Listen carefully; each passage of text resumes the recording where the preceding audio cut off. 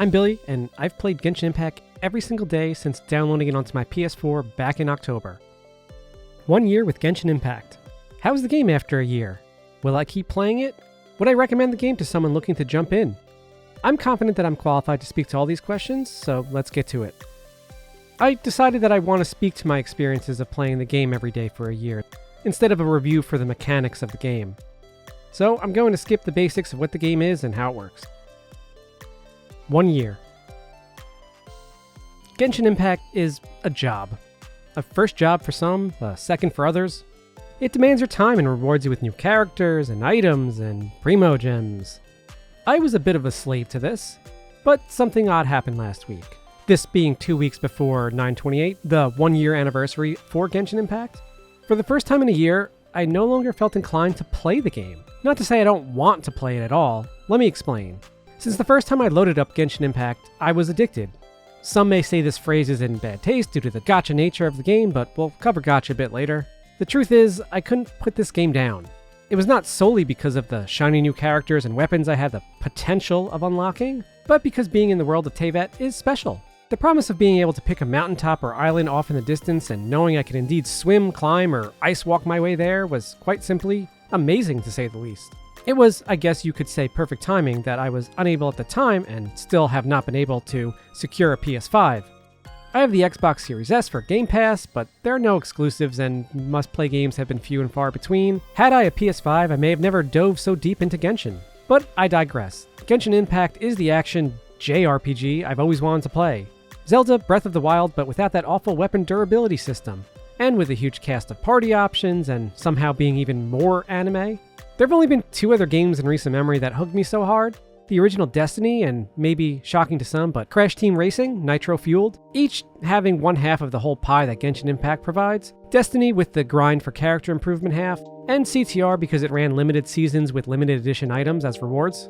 Other than those games, I typically jumped around from game to game every month or two. MMOs never stuck with me for more than a month in years past. Before Genshin, I was mostly playing PS4 games that were on sale or those exclusive must-play games. What I didn't expect was that I played Genshin Impact and dropped many of these games, never actually finishing Ghost of Tsushima or Final Fantasy VII Remake, a game I literally wished into existence. I managed to play and review a few games, but even while playing these games, to my surprise, all of these games played second fiddle to Genshin Impact. I made myself, at minimum, an everyday log in to complete my daily commissions. More often than not, I would play the game for an hour or two every night, and this is in addition to other games I played, spending my resin, working my way through events for those juicy primo gems, obviously, or just running around Teyvat looking for chests and unlocking the map. Done with work? Time to wind down with Genshin for an hour before I work out and make dinner, that kind of stuff.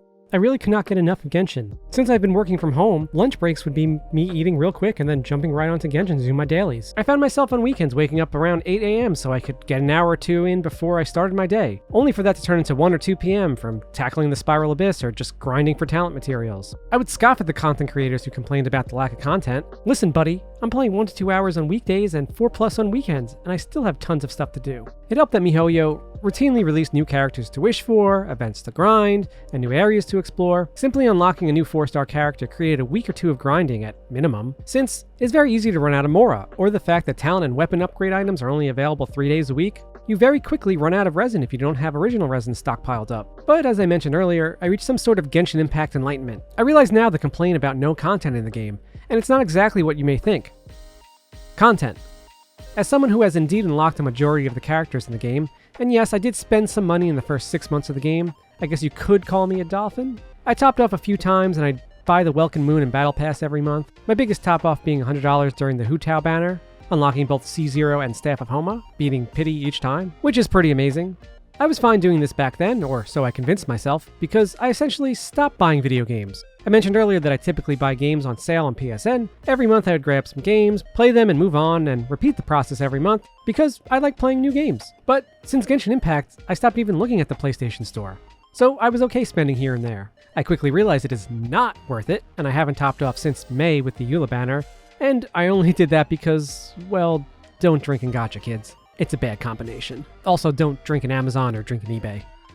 Anyways, I don't ever see myself topping off again. Topping off is a mistake that I do not recommend. Why, you ask? Well, because other than it literally being gambling on digital anime people, the revelation I achieved during my Genshin Enlightenment, characters and team comps in Genshin Impact do not matter. Sure, it's fun to look up YouTube tutorials on the best team comp or weapons to use for a character. And yes, the gacha system takes a large portion of the blame because, well, you may not get the characters, constellations, or weapons you want. But what essentially took me an entire year to question and maybe learn is the why. Why do you need to get the new characters and weapons? For the Spiral Abyss and the potential whopping 1,200 monthly Primo Gems, that is not even enough for a banner 10 pull, by the way. Grinding your way through the game for months to finish the hardest content in the game twice a month for a reward that is not even enough to guarantee a 4-star weapon or character, let alone a 5-star, is bonkers. This does still not answer the why, though. I sat and contemplated. Why? Why? I cannot answer this. There is no why. There is no PvP in the game. There's no endless dungeon to take on for leaderboard rankings. The bosses in the game barely give you enough to care about. Upgrade materials and artifacts? Woo! All rewards revolve around upgrade materials and Primo Gems, which can be refined down to really wishing for shiny new characters and weapons. The game is just a collect-a-thon. Yes, maybe you don't want the new character, but the driving force is still power, constellations, upgrade talents, or weapons. But I still ask why? So what if I can now complete level 12 of the Spiral Abyss with 9 stars? I get a few more Primo Gems. Genshin Impact lacks an endgame, even though I still haven't completed all the content. There really is no reason for me to need to do it all. The way mihoyo, and maybe this is just a problem with every gacha/mobile game out there, mihoyo wants you to keep playing the game, and they do this by FOMO, fear of missing out. If you don't log in and do these dailies, you miss out on Primo Gems. Hey, new event this month, make sure you log in and complete those quests so you can get more Primo Gems and maybe this shiny new weapon. Hey, you need to log in so you can get those Battle Pass rewards, and so on and so forth. Up until last week, I only missed logging into the game twice in this whole year, and I felt awful about it both times. I missed my 60 Primo Gems from the dailies, missed out on using my resin for bosses or artifacts. If I don't do all the quests available to me, I might not get enough Primo Gems to wish on the banner for the new character that I want. They do all this so you wish and don't get the character you want. So you say screw it and top off with real money and take your chances, gambling or wishing. For me, the beginning of the end happened with Sayu. I wanted Sayu for nothing else other than the character seemed super fun to use. I saved up my Primo Gems for a month or two, wished on the banner. I did not want Yoimiya, but my pity was recently used up on Kazuha, so I felt safe taking a few pulls. Hopefully I get Sayu in the first 2 or 3 10 pulls, then I can stop and save the rest of my pity for Ayaka in the following banner. I pulled for 40 or 50 wishes, getting bullshit like Barbara and the Bell. No Sayu, so I just stopped and waited for Ayaka. Now yes, she will show up on another banner in the future or in the store to grab, but nevertheless, I was bummed. At this point, I have a decent amount of characters at C6, so many of the banners I don't even want to wish on because my valuable Primo Gems will be wasted if I unlock characters I already have at max constellation. I stopped wishing on Raiden Shogun's banner because I already have Xingling and Sucrose at C6. I got lucky because I managed to get Sara to come home early, but there's no way I can risk more pulls for her constellations. I would most likely pull more useless Sucrose or Xingling, and most likely something stupid like Rain Slasher or another Barbara. Resources are also a huge issue. New characters require a lot of grinding, weeks worth, Mora, experience books, talents, weapons. I have 5 stars sitting on my bench that I want to play with, but they're essentially useless if not maxed out. I would love to build Eula and play her with Raiden Shogun, but for them to do enough damage to replace my Razor or Hu Tao, I mean that could literally be months of grinding, not only to have the required items for leveling up and their talents, but for farming artifacts and leveling up characters who make a better team comp for them. I was okay with this for a while, as it is technically more content to squeeze out of the game, but I'm going to keep coming back to the but why, or maybe a for what. It's really more of a I might as well because I have them and they're cool. That worked for me, honestly, for quite a while. But I don't think it does anymore. Hell, I might actually go through all of that only to realize I don't like the playstyle of the new character that I just spent 2 weeks leveling, or that they don't outdamage the other team comps I already built. Here's a great example. I wanted Diluc for months. He really was the only character in the game that I actually wanted badly, and months later, he finally came home. I built him up and even unlocked C1 shortly after, which was awesome. When I finally started to use him, I realized I didn't love his playstyle as much as I do Razor's, who is my main. So he just sort of sat on the shelf until I would run some Spiral Abyss. Luckily, I did start using Diluc more now that I have Ayaka.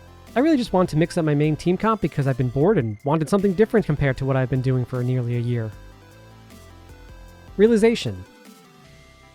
I realized for basically the first time, after playing through an awesome PS2 game, Beautiful Joe, that I miss beating games. The satisfaction of making my way through a game, finishing it, and being ready for something new and completely different after that, Genshin Impact misses this.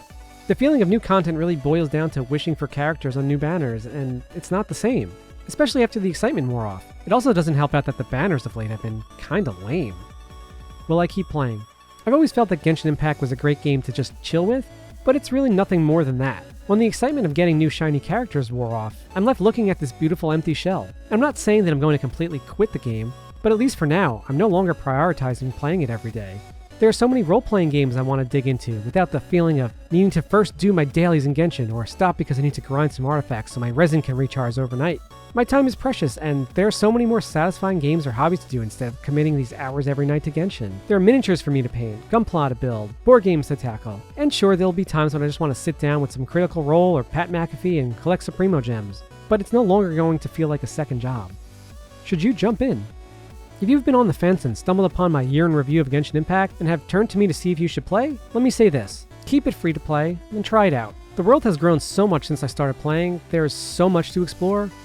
One issue you may run into when wishing on these banners, and I don't know how mihoyo solves this, and maybe they don't care or they won't, you might unlock a 4 or 5 star character that you will not have the ability to upgrade for hours upon hours. Items needed to upgrade characters may only be available in newly released areas, and when playing the game from the beginning, your world is gated until you make your way through hours of story quests and an overall world rank. That being said, and I know I talked a lot of smack about the game, Genshin Impact certainly has a lot of content, but when you inevitably get to the end game, you may feel a bit burnt out. If you're just looking for a game to play a few hours a week while you listen to podcasts, I would say it's a perfect game. Just know that there's really no way to beat it, and it's designed that way. So that's my 2 cents on Genshin Impact. And honestly, I'm surprised with my feelings. Had I shared my thoughts of the game a mere few weeks ago, this would have turned out to be a completely different video. Maybe there's no way to fix this. Do people eventually burn out on MMO-type games? Let me know what you think mihoyo could do to turn me back into being a Genshin addict. If they were less stingy with Primo Gems and wishes, maybe this is a different story? What if Genshin Impact didn't have gacha and was more like a traditional JRPG? Would it be better? Would people have cared about the game if you have to purchase expansions and had access to all characters and weapons from the beginning? Missing out on the rush of wishing for characters? I know a lot of you watch whales wish, and honestly, I don't get why that is entertainment people want to consume. Is Genshin Impact so popular because it's just a beautiful anime world? Or is it the fun combat? Please let me know if you had a similar realization or if you're still on the Genshin Impact train. Subscribe for more gaming and anime content, and if you'd like to support me, consider my Patreon. Till next time, thanks for stopping by. See ya.